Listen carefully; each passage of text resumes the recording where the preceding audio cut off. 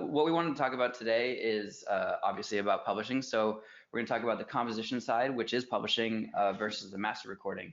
The master recording and the composition have two separate royalty streams. So what you make on the master side is what you're getting through your distributor, like TuneCore or CD Baby or DistroKid, or through a label. That's like for the actual recording of the song. What we focus on at Songtrust and what we're talking about today is more on the composition side, which is the actual song itself as a written music back in the day, but also just like if someone covers your song, you can monetize that. The use of your music essentially is monetizable, and that's what we help artists do. So I think, yeah, there's ways that they both generate royalties. So a composition can generate royalties on the performance side, which is if your music is played in a venue, or if you perform in a venue or in a bar or a restaurant. That public space is paying a license fee to use your music, and that's where certain organizations collect those royalties and pay them out, and that's where Songtrust comes in, collects a lot of that stuff for you guys. There's also the mechanical royalties, which is where your music, essentially every time it's sold, part of that is going to mechanical societies, and both of those two halves make up publishing. Is there anything you want to add to that? No, you pretty much nailed it. Okay, cool.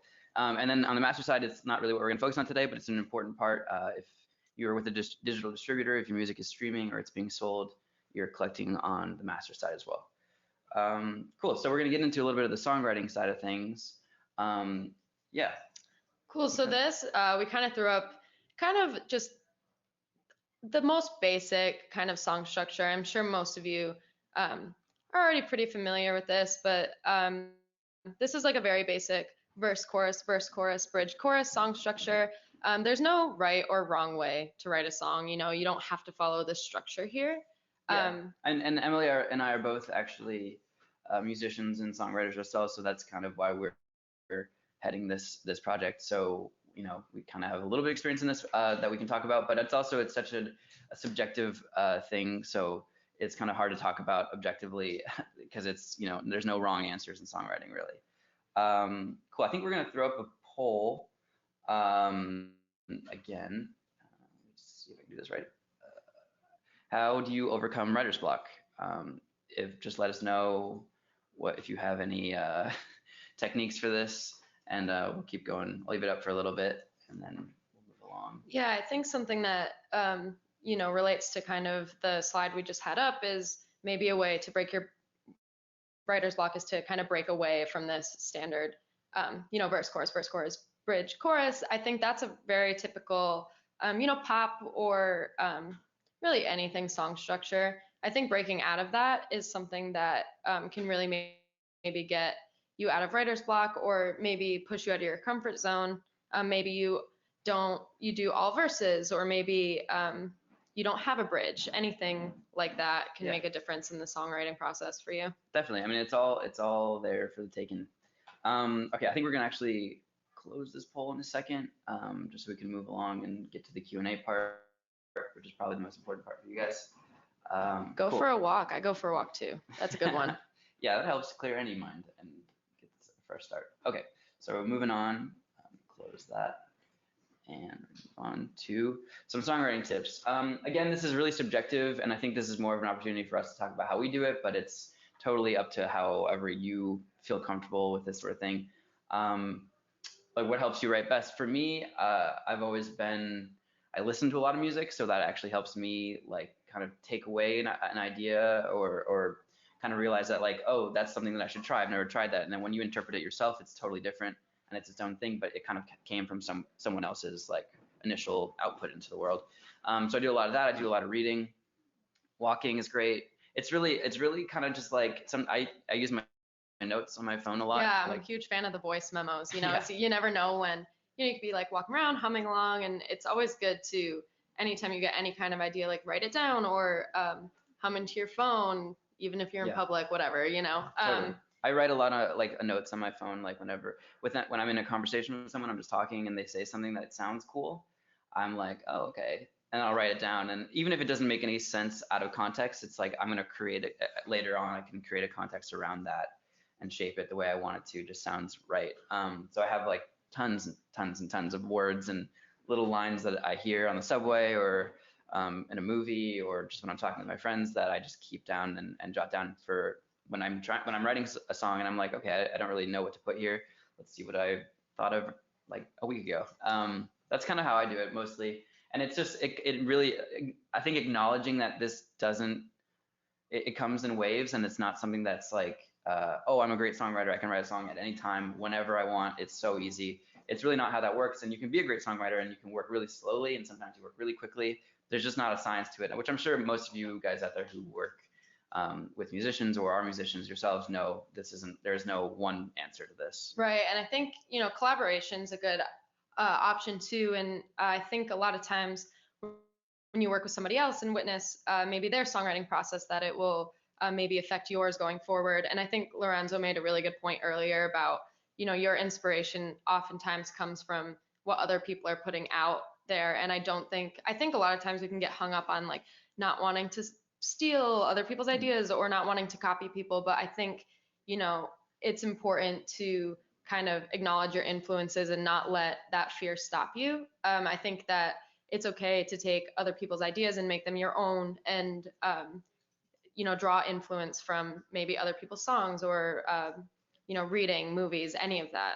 Yeah, I mean, really, it's just also listening to songwriters is how else are you going to know about like how did you get into songwriting if you didn't listen to music or songwriters that you like? And it's great to take from the greats. It's great to take from people that you look up to and reinterpret. And it's not stealing. There's that saying. What's the saying? Like everything in something about everything in music's already been done. Yeah, exactly. It's chord progressions are going to be the same, and ideas are going to be the same. How many love songs are there in the world? It's okay to write a love song. Yeah. If you want to write a love song. If you don't, then don't. Okay, so we're gonna move on a little bit and talk a little bit more business on this slide and just kind of how to make the most of your music and how to definitely make sure that at the very least you have everything in the right place for setting yourself up for success. So number one step that we have here is get verified, which obviously is not the easiest thing to get done. Just make it official, like who you are. But I mean, there's other ways to do that. Just set up like an email, make sure that your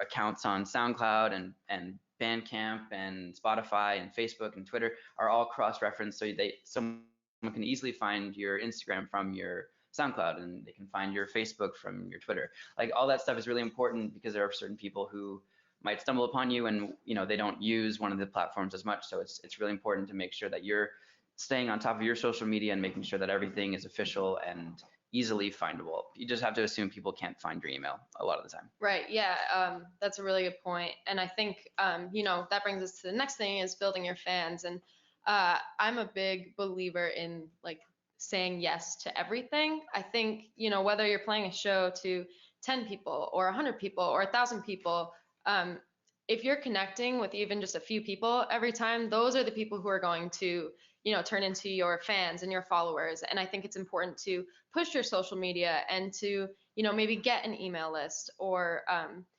create an incentive for people to follow you.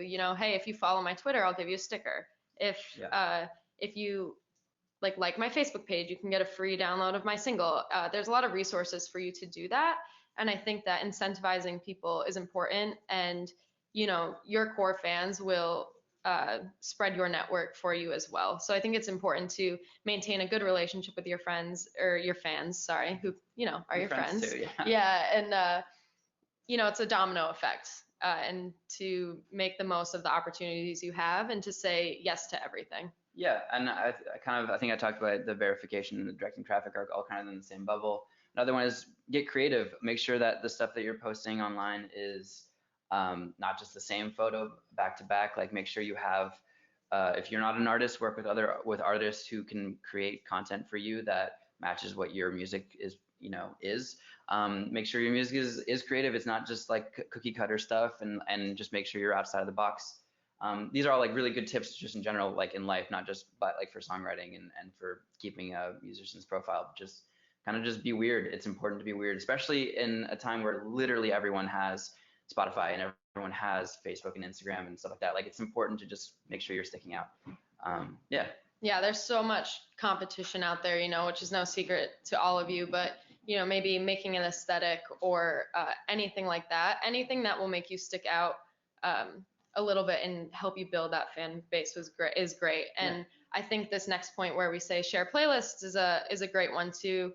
From personal experience, something that's pretty great is, all of you probably have relationships with other songwriters and other artists that you've met in passing or have collaborated with. And I think sharing playlists and trading like playlist spots, if that makes sense. So, I'd put Lorenzo in my playlist if he puts me in his, and then we both share those playlists on our social media and maybe give shout outs here and there. I think that's really important. And, there's a lot of tools out there now, especially through Spotify, where you can pitch your own music to editorial playlists. And I think that we've seen a lot of our clients have really great success with that. So I think not being afraid to pitch to playlists and to make your own playlists is really important.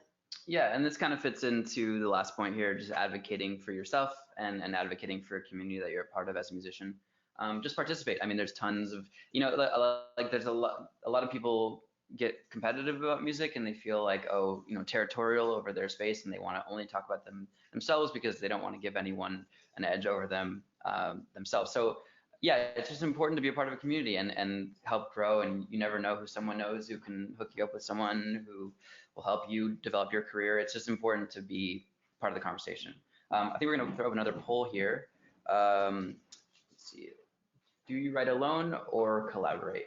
I'm going to throw that up now. Cool. And then we're going to move on. Yeah, this one's interesting. I think this is totally subjective as well. I know personally, if I'm writing for myself, I write a lot better alone. I guess it's easier for me to pull from personal experiences that way, but I love to collaborate when I'm writing for other people, if outside of my style or anything like that. I think collaboration is a really good way to break out of your comfort zone. Yeah, I mean, it's like whenever I write alone a lot too, but I was in bands in high school where we wrote together, and I've written one-off songs with friends and stuff, and it's always different than when I'm participating with other people than when I'm doing it on my own.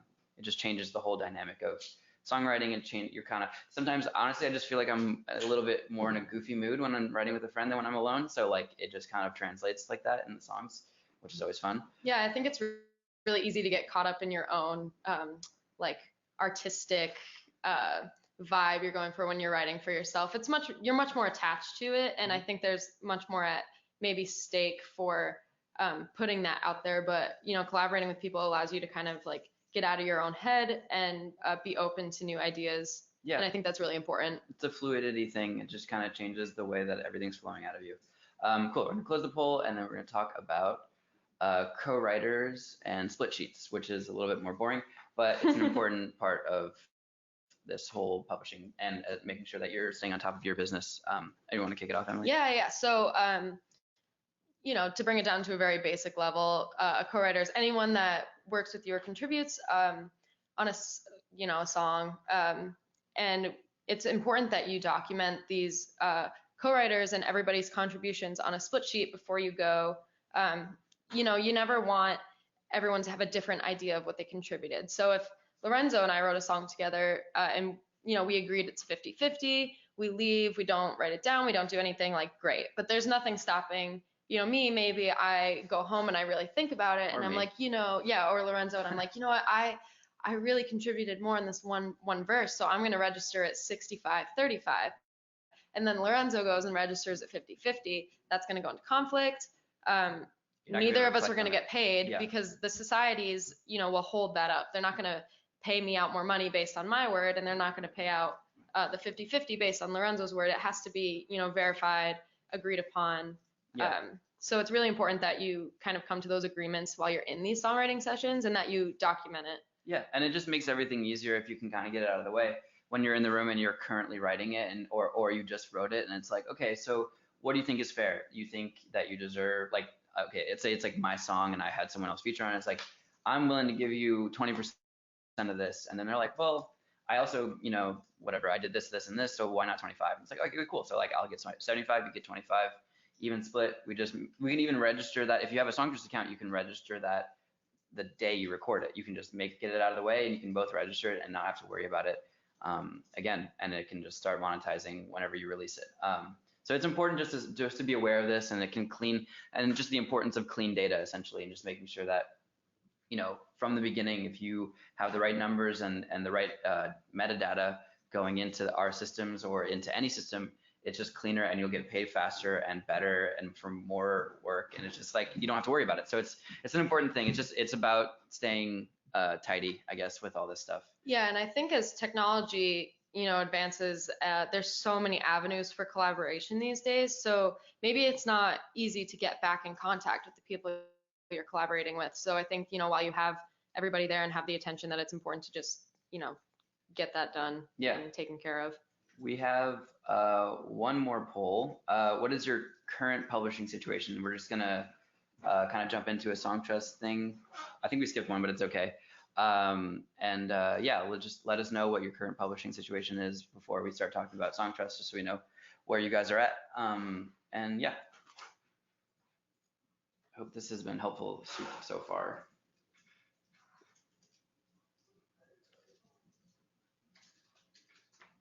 Also, we're getting all your questions, so we're gonna do the Q&A at the end. We're getting sent everything, so hold tight. Oh, this is super interesting.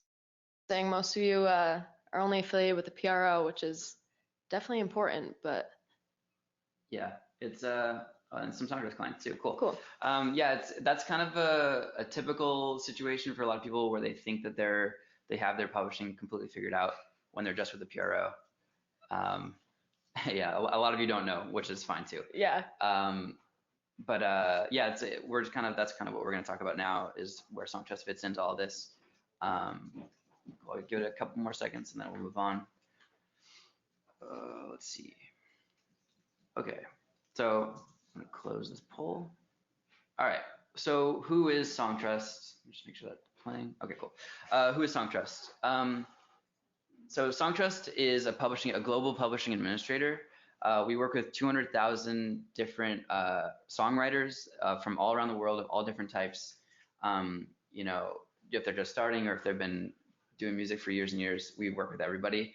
We work with 25,000 publishing companies, helping them collect their royalties on the admin side, and we represent over 2 million copyrights. So we're, you know, working with over 2 million songs in our database. Okay, so here's kind of some information about how what we do. You can essentially cancel at any time. There's no long-term deal. Essentially, you can sign up and then decide to leave the next day. It is a 1-year post term, but that's just kind of how publishing moves really slowly, so we have to make sure that we're collecting on that basis. I guess I should probably back up a little bit and just talk a little bit about where we collect from and how we collect. Yeah. Essentially, we work with 45-ish societies all around the world, both collect performance royalties and mechanical publishing royalties. And we have direct relationships with them. And essentially, when you register for an account and you add yourself as a writer and you add your songs, we take that information and we send it out to everyone that we work with directly. And then if there's any money that they've been holding on to that they haven't been able to pay out because they didn't know where to send it, they'll send it to us and we send it to you. Anything going forward, we'll do the same. So essentially, you're just kind of creating a network in publishing where everything is covered, on a global scale and not just in your local PRO, or you have, we kind of hook you up in every sense for that. Yeah, and it's just a global network for publishing, and it's an easy way to do it. We also have a YouTube monitor that helps you stay on top of that side of things. We have set list submissions, so all the tools that you need as a writer and a publisher or someone collecting publishing are all there for you. So, okay, so we pay out quarterly. Just kind of going to run through this list about the information. We pay out quarterly 4 times a year. Usually takes about 2 quarters before royalties come in, just so you know. You register the songs once, and then we send it out to everyone that we work with, like I said before. You retain 100% ownership, which is a huge thing for me as a songwriter. It's just really important for me to keep my rights to myself and just have someone like Songtrust collecting on my behalf. Oh, by the way, I think we both use Songtrust. Oh yeah, we're totally both clients, and it's so easy. It's you finish the song and you go and you just type in your splits, type in your co-writers, and then I know that my songs are going to get sent globally to like almost 50 societies, which, you know, to do that myself would be impossible. So it's just such an easy way to make sure that everything is taken care of and that you're getting the royalties you're owed. You know, this is your money that's out there, and if you don't collect it, then it's just going to go into something called the black box, and you know, that's just so unfortunate. You guys like write songs and you record them, and it's so much work, so you should be able to collect everything that you're entitled to. Yeah, absolutely. And it's just important to like it saves you time by not having to handle all this stuff, because it's a lot of admin work, a lot of paperwork. So we would do that for you, giving you more time to focus on your music and the other aspects of your career that are more important to you while we handle like the money stuff. Yeah, and just like you continue to control your sync rights. So for any creative work that you get pitched for TV or movies or anything like that, we don't handle that side of things. That remains in your hands, but we won't take a cut if you get anything in that world, which a lot of companies that do this stuff usually do take a percentage. There's also a 15% commission. That's how we make our money. Is we make you get 85% of the royalties that we find, and we take a 15% cut. Yeah, we're just like we're a tech company first in a lot of ways. We built a way of doing this at scale, which is why we're always trying to stay on top of the next trends in publishing and data collection. And we're just trying to we're just kind of a technology focused company in a very antiquated publishing world. So we're trying to stay ahead of the curve. Cool. Let's see what's next. Yeah, if you guys are ready to sign up, if you haven't done so already, there's the link. If you follow that link and you use that code, I think it's 20% off the sign up fee. So we have a one-time sign up fee, which is the only fee you'll have until you add more writers, but it's usually $100. So if you use that code songwriting20, it's 80%. Sorry, it's 20% off, so it's just $80. Yeah, and let's see. So now we're gonna do some Q&A. So I think our coworker Chantel sent us a bunch of stuff. Do you want to read it? So I'll read some questions. You guys put a lot of good ones in here. So we'll start with like a very basic one. This one says, should I register songs with Songtrust in addition to say BMI? Do you wanna? Yeah. You don't, if you're with Songtrust already, you don't have to register with us and with BMI. You can just do it with us, and we send it to BMI directly. So as well as all the other societies we work with. So you don't have to do it multiple times. And I think our platform is a lot more intuitive than BMI's, so you can actually do it quicker and just get all the information you need to. You can also attach your ISRC codes, which are the recording codes, which help us collect mechanical royalties, directly through a little Spotify app, and it'll bring up a Spotify window, and you can just click it, no uploading or anything. It's pretty easy, and it just attaches to make sure that we have the right songs that you registered. Cool. This is kind of a fun question. It says, what are some of the best ways to break the ice with a new collaborator? And you know, I've had that firsthand where you kind of get thrown in a room, maybe with somebody that you don't necessarily know, or maybe someone who has a completely different style than you, and that can be so hard and a little awkward. You know, there's nothing worse than when you're both kind of just sitting there and maybe you both have a guitar in your hand and you don't, you know, necessarily have anything to write about. And I think, you know, a good way to start is maybe by playing some of your songs for each other that you've already written. I think that gives a really broad overview maybe as to like what you typically write about, and maybe the way you form your melodies, and that gives like a great way to start a conversation with that person. And maybe also, you know, you can try to throw out some ideas that are very different from what both of you are doing to even the playing field, if that makes sense. Yeah. I'm just gonna run through some quicker questions here that I can just fire off. Does Songtrust, do you actually keep 100% ownership with Songtrust? Yes, you can absolutely do whatever you want when you're with us. You're essentially just giving us permission to go after money for you. But if you want to leave at any point, you just have to notify us, and then we can start the process of canceling the account and relinquishing everything back to you.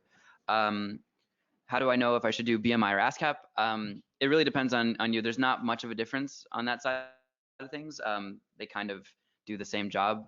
It's really up to you what you prefer. But you can register for BMI or ASCAP for free through Songtrust, which you need to have a PRO to work with us.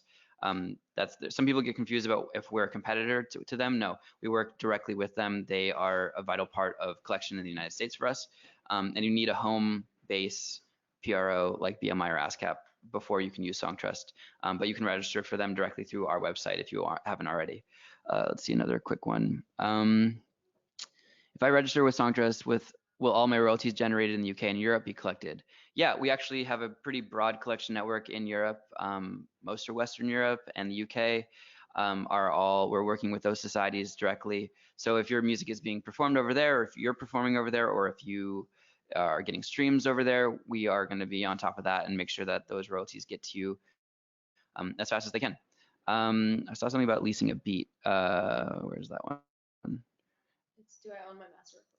Oh, do I own my master recording if I leased a beat? It really depends on the deal that you did through the third-party company that set you up with the artist who used the beat, or if you worked with them directly, if you acknowledge that you would still have your publishing rights or your master, percentage of the master. It really depends on how you structured your deal.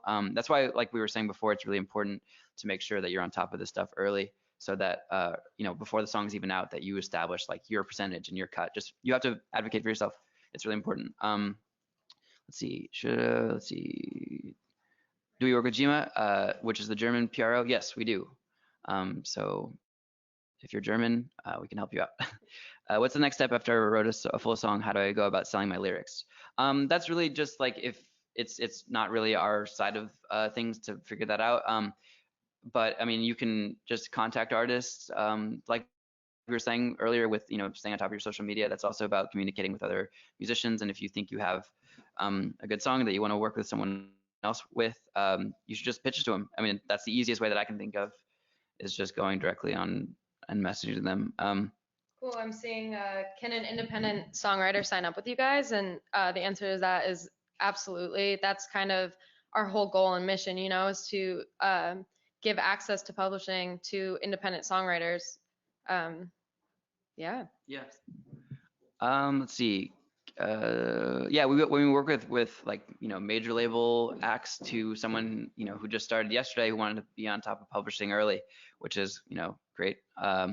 Is everything DistroKid collecting through my streams? This is a little weirdly written. On my road to essentially, I think this is asking if we're conflicting with DistroKid, and if you signed up with Songtrust while you were with DistroKid or another distributor, would we be taking a cut of that? And the answer is no. We're completely separate. The royalties that you're making on your master side through your distributor, like DistroKid, are completely separate from what you're making through us. So we're an entirely new revenue stream if you've never collected publishing before. So definitely get on it if you haven't thought about it before. See you next time. Thank you.